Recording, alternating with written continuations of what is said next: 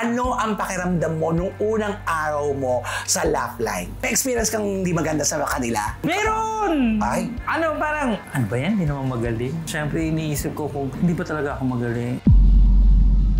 Nagkasakit ka, di ba? Yeah. Anong sakit mo? Right now, I have dilated cardiomyopathy. Ang ibig sabihin nun? Parang hindi regular yung pag-pump ng heart ko. Bakit tayo mo umuwi sa bahay niyo? Ayoko rin naman maging papigat pa. Yun lang din yung kinakasama ng loob ko dun sa mga ibang producers. Tinanong ko sa sarili ko, hindi ba ako worth it? Kasi parang nung nawala si Chas, parang dinirman na rin nila. Tatanungin ko si Chas na bakit ikaw lang yung pinapalakpakan. Deep inside, na-hurt ako. Ang daya mo.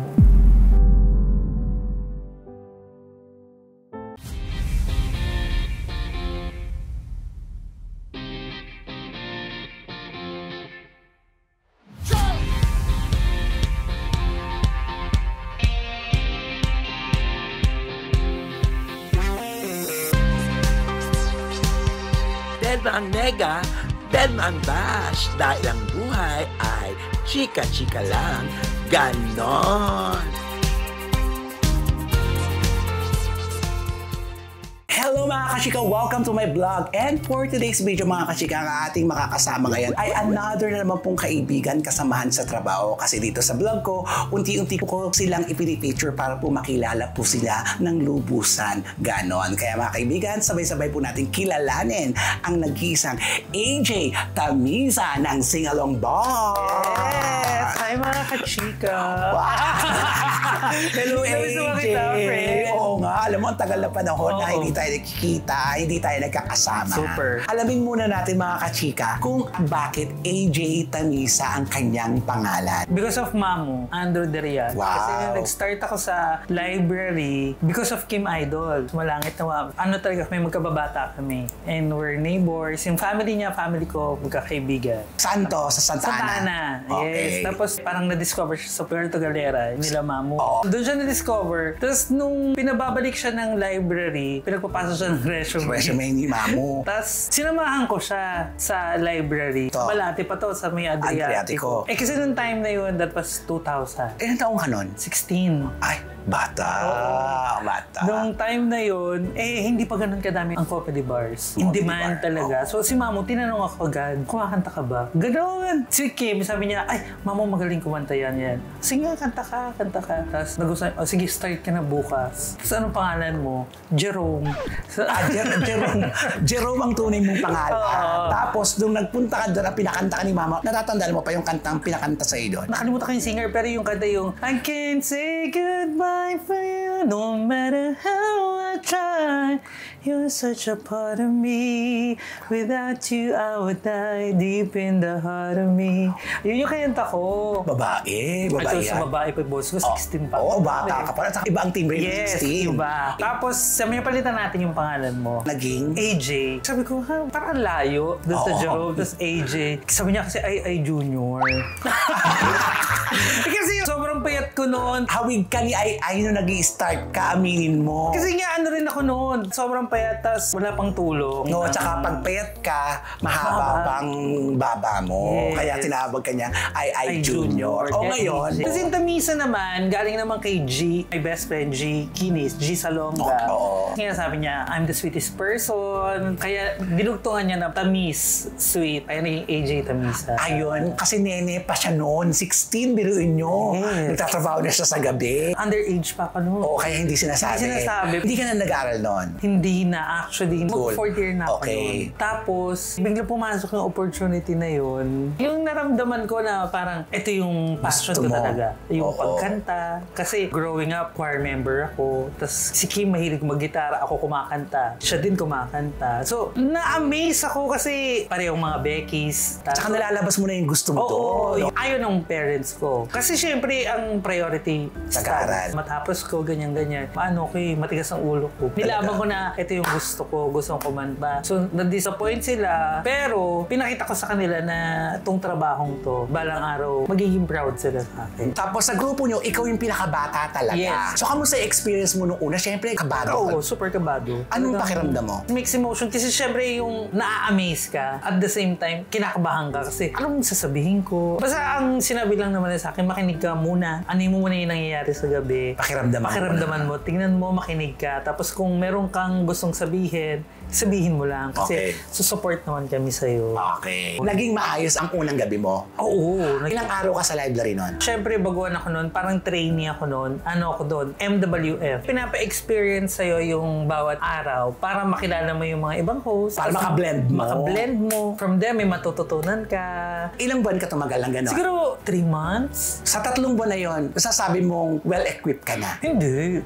Pero everyday na pumapasok ka, natututo ka eh. Pero may struggle ka ba? Oo. Ano yung mga struggle mo habang natututo ka? Nung year na yun, hindi pa uso yung, di ba, gadgets na. Kasi sa library dati, by the book. Hanapin mo by letter. Oo. Ganun ang gawa mo? Sinasabihin naman ako na kung wala kang gagawin, ikaw na maghanap ng lyrics. Ikaw magbibigay sa... Oo, ikaw magbibigay sa guest. Ganun yung lagi kong ginagawa. Tapos syempre at the same time, nakikinig ka sa kanila. Okay. Na para pag nag-joke sila next time, alam mo na yung isasagot. Okay. Or meron ka nang matututunan. Hindi ka naman ng ano ba to? Meron lang kang gano'n? Wala. Habang lagi na lang ako tagakuha ng lyrics. Wala kang gano'n? Kasi nai-enjoy mo? Kasi nai-enjoy ko eh. So parang part ng trabaho ko din yun eh. Nung 3 buwan na yon, naging regular ka na. Oo. Ito na yung may sweldo na. Siyempre matagal na po ito. Ini-educate po namin kayo kung paano po ang transition po ng bayaran sa Singalong. Yes. Magkano ka nung trainee ka? 250. Tapos galing ka ng Santa Ana. Santa Ana. Paano ka pumapasok? Nag-jeep from Santa Ana to Taft. Nakaayos ka na? Hindi. Nagdadala ko ng gamit. Doon alam naman ng family ko na nagkatrabaho ka na. Na Becky ako. So nahihiya pa ako mag-makeup sa bahay.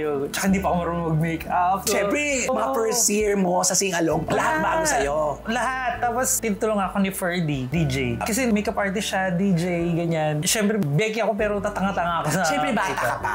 Oo. At saka, ang dami mong inaaral. Pakikisama sa mga kasamahan, mga kanta, mga jokes. Ayan. Anong mga damit mo noon nung mga nagsisimula ka? Siyempre, baduy. Wala rin ako alam sa fashion noon. Doon ko lang nalaman talaga lahat. Kasi wala rin naman akong pambabaeng damit. Pamin ka ba nung nagsimula ka? Oo. Pero pag-girl ka na. Parang alam ko sa sarili ko na pag-girl ako. Pero syempre, yung mga damit mo, pamin pa rin. Yung mga damit ko lalaki. Syempre, respeto na rin sa family ko, sa mga kapatid. Kasi 3 kami lalaki. Alam mo, nasuot ko yung damit ng nanay ko. 3 kayong lalaki magkakapatid? Yes, tas ako pa yung bunso. Anong oras ang pasok mo dati sa library? 9 talaga ang start. Dumarating ka doon ng... 7. Ay, professional. Ay, hindi. Tsaka ano eh, ganun talaga pagbago ka. Siyempre, chichikahin mo rin yung mga staff. Yung mga staff din doon, masasama ang ugali. Sa una, lahat from kitchen, from office, pati mga waiters, masasama ang ugali.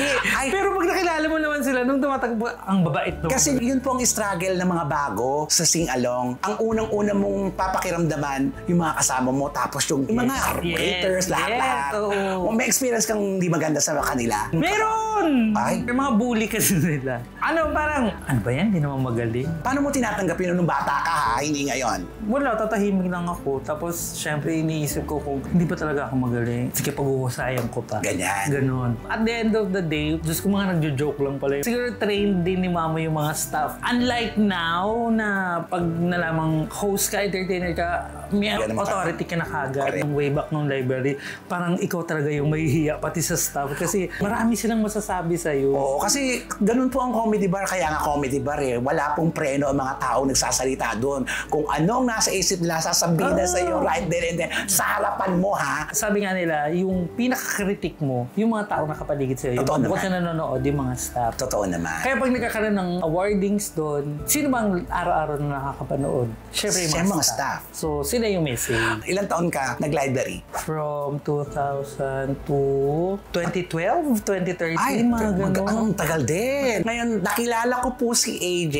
sa Punchline Laugh Line. Yes. Yan. Kasi nagkaroon po ng audition sa Punchline na yung mga talent po ng library, mamimili kung sino i-absorb ng Punchline Laugh Line. Kasi dati, isa pa lang po yung Punchline lang, tapos naging 2, kaya kailangan ng maraming talent. Correct. Ano ang pakiramdam mo nung unang araw araw mo sa Laugh Line? Ay, nalula ako. Coming from place na, di ba, library, maliit lang.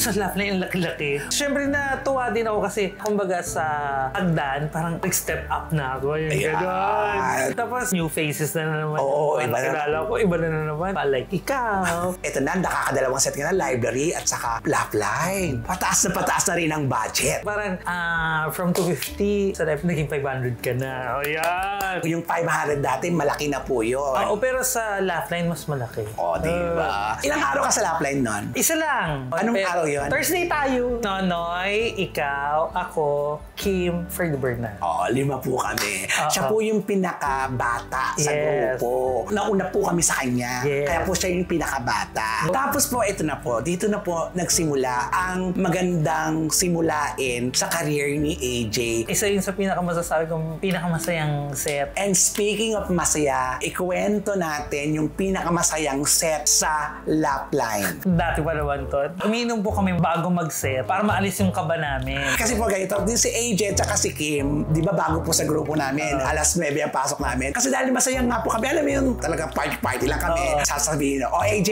maaga ka pumasok, bumili ka muna sa Burger King ng apple juice. Diyos ko, 6 na malalaki. MP, si Kim. Kim. Habang nagme-makeup kami, ayan na, si Nonoy. Tagay na, ganyan. So, tatagay kami ng MP. Ang chaser natin yung apple. Ano tama nga, 8:30. Tapos, lasing na kami nun. Magsisimula pa lang. Nahihilo na kami. So, pagbukas ng wall. Ang pula-pula ng pula-pula ng mga mukha namin. Pero kasi since bata pa tayo nun, kinakaya pa natin. Kaya yun. Dahil doon lumabas na yung mga kalokohan mo. Ito po talaga yung loko-loko kasi siya po yung parang pinaka-leader namin. Dito na po nagsimula ang napakagandang pangyayari sa buhay ni AJ. Tanda ko yung 2:30 na madaling araw po yun. Konti na lang yung tao dahil patapos na rin naman tayo. Tapos medyo lasing na rin tayo. Malalakas na loob natin. Sabi mo lang sa akin noon, nakanta ka nga. Habang kumakanta ako, nagsasalita ka na kaya mo magayain si Jaya. Gumaganon ka. So ako naman, kung ano yung marinig ko, ginagawa ko. Jessa. Okay Sharon. Ganyan. Ate Guy. Ate Lods. Ganyan. Ito po 2:30 na to. Yung konti na lang po talaga ang tao na to. Pero ang saya-saya po na kasi nga bata siya malasing. Kaya pinaglaruan ko po siya na hindi yung paglalaro po ito masaya. Hindi po to bully Tawa na kami ng tama. Wala kami kakatawa. Nanonood pala yung may-ari. Nag-iiyawan yung mga staff. Isipin niyo po yan, lahat ng babanggitin kong artistang singer, gagawin niya. Pero meron ka bang pinagawa nun? Meron pa. Kay Kim. Sinasabi ko, naku, lasing daw tayo, sabi may-ari. Kim, tumbling. Patunayan mo na. Ay, hindi ako lasing. Tumatumbling, pag tumbling niya, babagsak. Tawa na yung mga waiter. Pagbaba natin sa backstage, nagpunta yung may-ari. Talaga pagbaba natin, sumasalubong yung may-ari. Sabi niya, ang ganda ng gagawin niyo yan next week. Tapos, nagsalita tuloy sila. Ayun po, nakainom lang po kami. Eto na. Sabi ng may-ari, pues, every Thursday, may alak na dyan, may apple juice na dyan. At may pulutan. At meron kayong crispy pa. Pero anong nasa isip mo noon? Di pa kasi yung napuri ka nung gabing yun. Sobrang yung kaba ng dibdib ko, tapos yung sobra yung tuwa ko na talagang out of, wala lang, yung naglaro lang tayo. Kung sa nailabas na yung talent ko, nakilala ako. Nagustuhan ka pa ng may-ari. Big deal po talaga sa amin mga host kapag nagugustuhan ka at napapansin ka ng may-ari. Nung gabing yon, parang ito po yung nag-ignite ng lahat sa kanya. Siyempre dahil sa'yo, dahil sa bigla mo naisip yun. Di ba hindi mo naman alam na meron akong ganun talent? Hindi ko alam, nakasama ko lang po siya nung gabing yon. Dito na po nagsimula yung awitin ni Aiza. Yung pagdating ng panahon. Panoorin po ninyo ito. Ladies and gentlemen, Miss Aiza Sigel.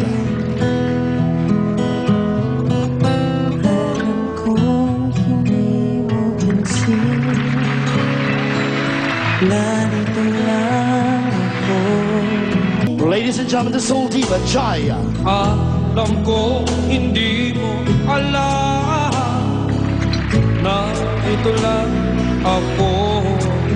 Hindi hintay, lagi kita. The phenomenal diva Jessa Saragossa.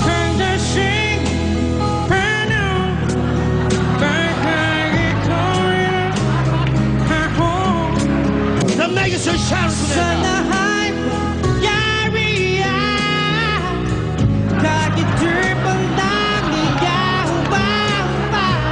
Ayan, Yeah. Million Voices ang pagdating ng panahon. Sa kanya po nagsimula yan. At eto na, anong nagawa sa iyo nito? Kasi po nung nagkaroon siya ng content, meron siyang bala. Parang may tumatak sa'yo. May tumatak na po sa kanya. Kasi sa library noon, walang gumagawa pa noon. Ang unang gumawa pala noon, kung tama ako, si Mr. Bobby Solis, Miss Marisa Sanchez, si Pretty Trisha, Laugh Line, ginagawa niya yun, di ba? Oo, nagpapiano siya. Pero siya po, iba atake. Parang yun tumatak sa akin sa library. Napakalaki ng kinita ng pagdating ng panahon na ito. Sobra. Na-guest na ako sa mga TV shows like sa Comedy Bar ni Mr. Alan Kay. Yung pagdating ng panahon, natawa sila. So, parang na-tour ko yung Pilipinas. Naging part na ka ng Raging Divas. Tingnan nyo.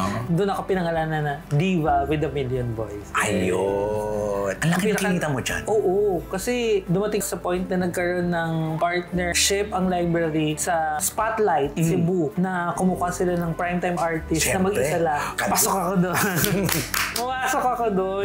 First time ko mag-Cebu noon. Tapos nakatira ka pa sa hotel kasi yung bar nasa baba lang ng hotel. Tapos may show ka ng Friday, Saturday. Tapos buhay Reyna ka doon, di ba? Oo! Order what you want. Doon ako first naka-experience ng malaking talent fee. Parang ata yun, 20 tops. Ang bata pa po niya noon, ha? Oo. Anong sabi ng mga magulang mo? Kasi nag-uuwi ka na ng pera noon. Syempre nung una, lang sila. Gusto pa rin mag-aaral.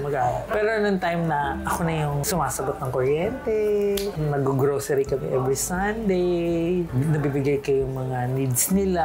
Alam ko namang thankful at grateful sila. Siguro nasanay na lang din sila, tinanggap na din nila. It doesn't mean naman na porket hindi na ako nag-aaral, hindi naman ako tumigil matuto. Kasi through friends like you, sila G, sila Michelle, which is mga matatalino, mga UP graduates na ganyan. From then, sa inyo, may natututunan ako. Kasi ako naman yung tipo na tao na hindi ako takot magtanong. G, how can you say this? Tamang sentence ba to? Tama yung ginagawa.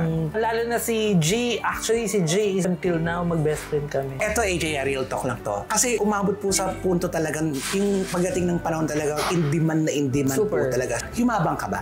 Hindi. Never. Siguro kaya ako, I'm friends with everybody. Very. Kasi wala talaga akong naging kaaway sa industry. So, eto na po. Ayan po yung solo-solo siya. Ngayon, nagkaroon po siya ng kapartner, mga kachika. Kung matatandaan niyo po, si Lechas. Si Lechas po ang naging tandem po niya sa trabaho niya. Primetime artist na po si AJ Tamisa noon. Alam niyo po yung sinatawag pong primetime, may oras na po siya lalabas sa stage. Yeah. Ganon. Dumating siya sa puntong yun. Kamusta yung pakiramdam nung naging primetime artist ka na? Masaya kasi, di ba dati tayo nag-start tayo ng 9, tapos we end up at 3. Pag primetime artist ka kasi sa Clowns, may oras ka lang, like 12 to 1. Tapos may kasunod ka pa. Kanya, Ate Gay Bubay. Isang oras ka na lang talaga magtatrabaho. Masaya. Though bitin, kasi nasanay ka ng Mahabang oras. Tapos syempre, marami kayong magkakasama. Kasi every set, 7 kayo, 8. Ngayon kami na lang 2. Pero masaya kasi, mas malaki TF mo. Isa po ako sa tuwang-tuwa nung nakikita ko na siya nagpa-primetime. Tapos, eto na, bongga na siya manamit. Kasi magkano ang sweldo niya na nung isang gabi. Kaya nabibili niya na po. Tapos mag-racket pa siya. Yung racket po nila, nakasama niya si Chas. Ito yung tandem niya na sumalangit nawa ang kanyang kaluluwa. Namimiss mo pa si Chas? Sobrang miss na miss ko siya nung ang mga Christmas. Siyempre kami yung laging magkasama sa mga racket, out of town shows, out of the country shows. Nakakamiss na hindi man lang niya naabutan yung pagpabalik ng singer. Kasi pandemic po, nawala si Chas, di ba? Ano yung mga naalala mo kay Chas? Lahat naalala ko sa kanya. The good and the bad. Yung sweetness niya, lagi kanyang i-remind. Tapos yung kasamaan din ng ugali niya. She's my sister from another mother. Ganun. Kaya lang, di ba, nakakalungkot lang. Kasi ngayon, wala ka pang nakikitang katulad ni Chas na makakasama mo sa entablado. Wala. Parang ang hirap makahanap ng kagaya niya. Siya yung tao kasi na napakabilis ng utak. Nakakatawa yung mukha. Yung mukha pa lang talagang matatawa ka na. Tsaka napapagaan yung trabaho mo. Sobra. Tsaka kundi dahil sa tandem namin, hindi ko naman inasahan na malilibot ko pa lang ang mundo. So, forever grateful and thankful ako. Kung nandito si Chas, anong gusto mo sabihin sa kanya? Thank you for everything and I miss you so much. Ang daya mo. Napapanaginipan mo ba siya? Siguro once, twice pa lang. Ano? Bosesyo. Napapanigipan ko siya na nag-set kami. The usual just na fully made up, yung ang ganda-ganda niya habang nag-set. Tapos nagpapatawa pa rin siya, gano'n. I know, parang he's happy na. He's happy right now. Minsan nakita kita nagsiset, parang may kulang. Oh, pag nasanay ka na, halos araw-araw kayo magkasama, tapos all of a sudden bigla nawala. Parang hindi ka buo. Parang hinahanap siya ng katawan ko, hinahanap siya ng siset. Yung ginagawa niyo together. Ginagawa na. Nagkasakit ka, di ba? Yeah. Anong sakit mo? Right now, I have dilated cardiomyopathy. Ang ibig sabihin nun? Parang hindi regular yung pag-pump ng heart ko. Tapos medyo malaki yung left side ng heart ko. Paano yan? Through medication naman. Kaya naman siya. Though yung maintenance, syempre, kaya naman. Basta iwasan ko lang yung mga bawal sa. Nung bata tayo, I started 16. Doon ko na-experience lahat. Alak, yosi, bisyo, puyat. Pinagsisisihan mo ngayon yun? Hindi naman. Naging masaya naman ako. Siguro, ito na yung bawi. Pero I quit smoking. I drink occasionally. Malimit na talaga, unlike before araw-araw. Lalo na sa trabaho natin. So nagbago na ang lifestyle mo? Oo. Gulay, mga ganun kinakain ko. Kaya napansin naman parang sobrang payat ko, ganyan-ganyan. Oo, kasi umayat ka hindi ako talaga. pwedeng magpataba kasi yung puso ko, tataba din kasi. Yung kasagsagan talaga ng career mo, nakaipon ka ba? Oo naman. Nakabili ako ng sasakyan for my family. Tapos nung time na nasunugan kasi kami dati, bukod sa tulong na binigay sa akin ng Clowns kasi nagpa-benefit show na nag-guest pa si Meme Vice doon. From that money, pati pera ko, na patayo ulit namin yung bahay. Ngayon, nakakatulong ka pa rin sa pamilya mo? Gusto ko man, ayaw nila. Kasi? Hindi naman sa ayaw nila. Kasi parang ang inaano nila para sa sarili mo. Kasi mahal ang maintenance eh. Kasi parang you need at least 500 a day for your medicine. Bukod pa doon, may iba pa, tas vitamins. Eh, hindi na naman ganun kalakas or ganun kadami yung trabaho ngayon. Tas ang hirap pa, syempre, wala na nga si Cha. So, ako na lang mag-isa. So, parang yung tinatrabaho ko ngayon is for myself. Anong pakiramdam mo na dati-dati, diba, nakakapagbigay ka every week? Iniisip ko na challenge na ng ligat sa akin to. Naging sa mga depression ko yan. Parang iniisip ko din na parang grabe dati. Araw-araw ko nag-work, kumikita. Every week may out of the racket ka, may out of the country ka. All of a sudden nawala na naman. Yun lang din yung kinakasama ng loob ko dun sa mga ibang producers. Parang nung nawala si Chas, nawala din ako. Yan ang napakasakit na pakiramdam, diba? Anong pakiramdam na parang hindi ka magaling? Yun, tinanong ko sa sarili ko, hindi ba ako worth it? Kasi parang nung nawala si Chas, parang dinirman na rin nila ako. Yung gano'n. Kasi, di ba pag feeder ka, si Chas kasi receiver, always yan, lahat ng papuri, na kay Chas.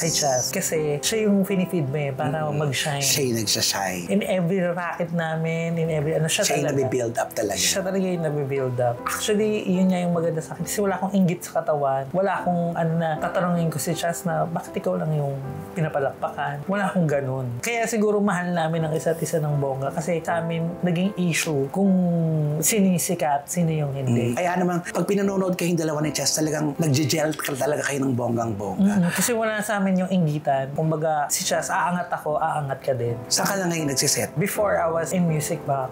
Ngayon, lumipat na ako ng Clowns. Ay, nasa Clowns ka na ulit. Ang finifeed ko naman ngayon, si Tekla. Wala pa kaming definite schedule kasi parang inaayos pa yung schedule niya. Ngayon, sa Komodia, doon lang ako nagsiset ngayon. Dalawa. Isa lang. Isa na lang, Komodia na lang. Every Tuesday. Buti na nga lang may ipon ako. Kaya yun nga yung sinasabi nila na you have to save for the rainy days. Naalala ko nitong bago mag-pandemic, doon ko na-realize, doon ko nakita na ang dami-dami kong bag na hindi ko na naman pala nagagamit. Kasi kasagsagan yan ng marami kong pera. Correct. Nandun lang nakatago. Parang naano ko na ang bag, pag nakatago, nasisira din. So, ginawa ko, binenta ko yung mga bag. Tama.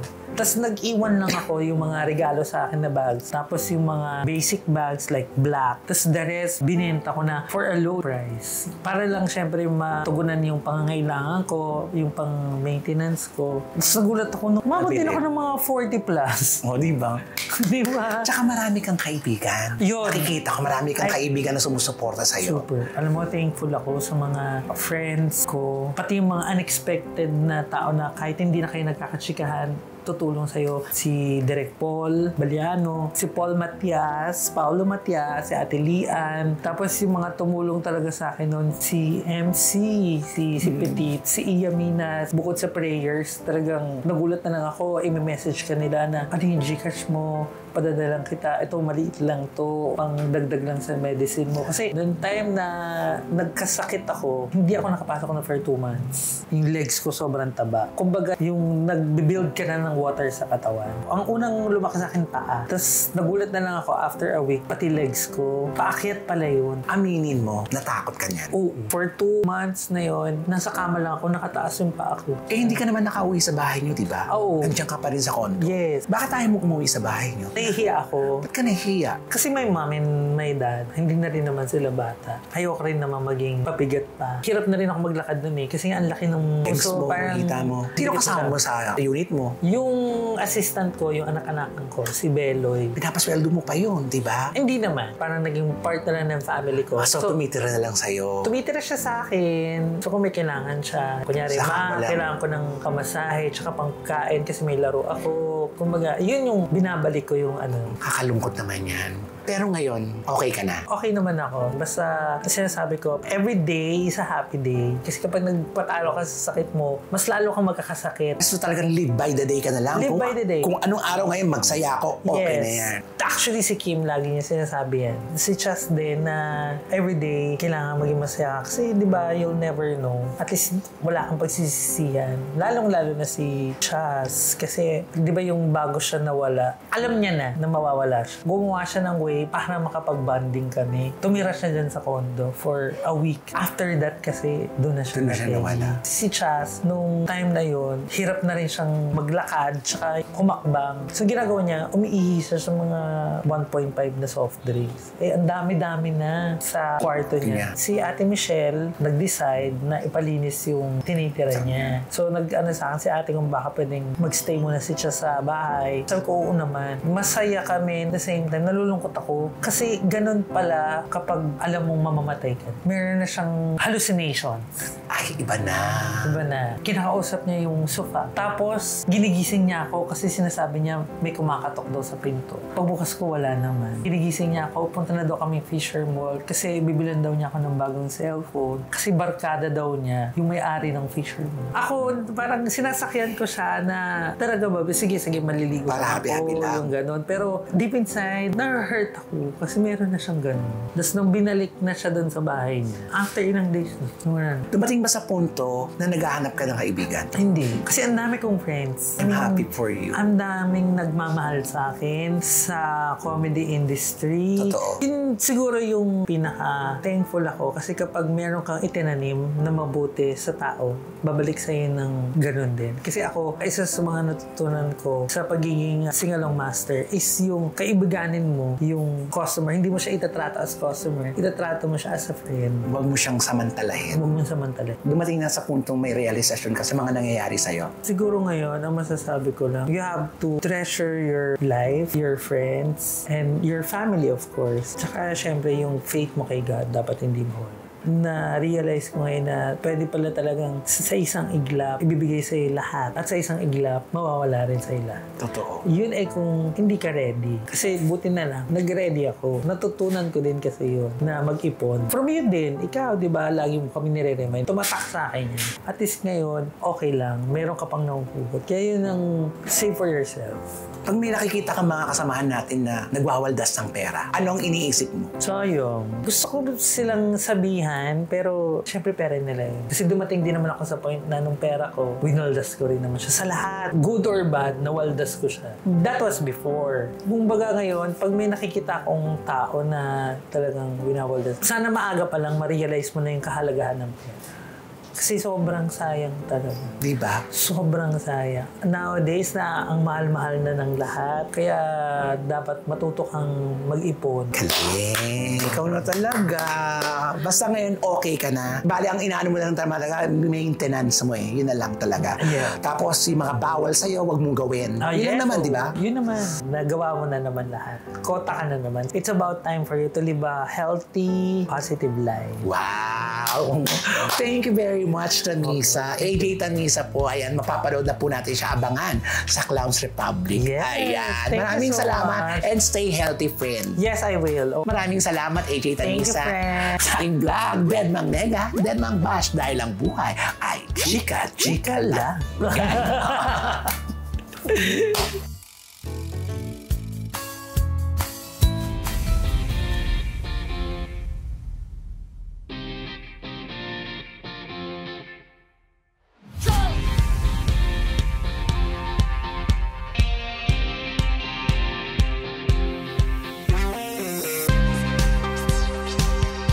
Dead ang Nega, dead ang Bash. Dahil ang buhay ay chika-chika lang. Ganon!